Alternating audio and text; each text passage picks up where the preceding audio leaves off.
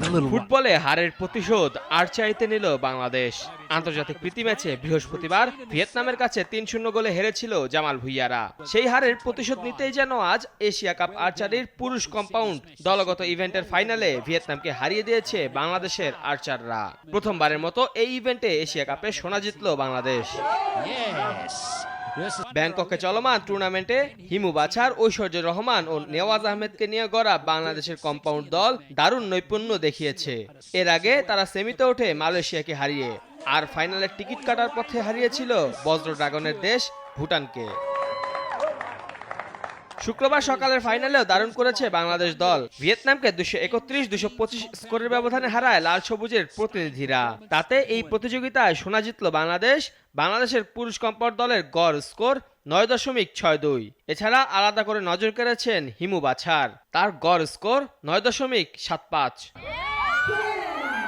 সোনা জয়ের পর আর্চাররা বলছেন দলগত সমন্বয়ের ফলেই এসেছে এই সাফল্য। স্বর্ণপদক অর্জনের অনুভূতিটা আসলে অসাধারণ।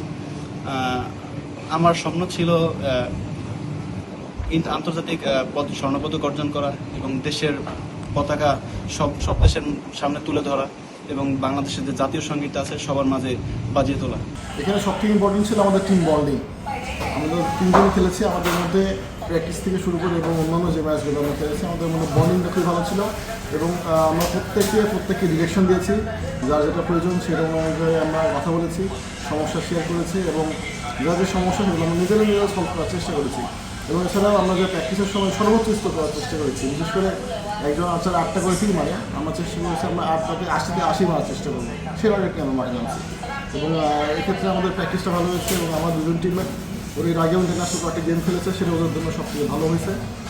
কয়েকটি গেম খেলার কারণে ওদের অভিজ্ঞতা অনেক উপর লেভেলে আছে, যেটা আমাদের এখানে অনেক কাজে দিয়েছে। কারণ ফাইনাল পোডিয়ামে যে খেলাটা হয় সেটা অভিজ্ঞতা না থাকলে এখানে টিকাটা খুব মুশকিল। আমি মনে করি অভিজ্ঞতা এবং টিম বন্ডিংটা খুব ভালো কাজ দিয়েছে আমাদের। এদিকে বাংলাদেশ আর্চারি দলের কোচ বলছেন যথাযথ প্রস্তুতি ও সুযোগ সুবিধা পেলে আর্চারিতে আরো ভালো করা সম্ভব। Of course, very happy, excited about. It was a great job from the first moment, from the first arrow to take the lead against Vietnam and don't give any millimeter space for the opponent until the end, until the last shot. Very good team bonding, very good teamwork, and very happy about that achievement.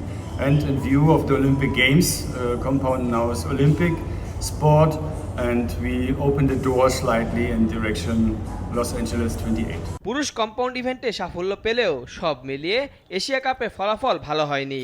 দক্ষ আর্চার না থাকায় গঠন করা যায়নি recurve নারী দল। অন্য 3 বিভাগের মধ্যে রিকার্ভ পুরুষ ও কম্পাউন্ড নারী দল সেমিতে উঠতে পারেনি। এদিকে আগের বছর রিকার্ভ ব্যক্তিগত ইভেন্টে সোনা জেতা আব্দুর রহমান এবার আটকে গেছেন শেষ 16তেই। মেহেদী হাসান মুন্না, নাগরিক।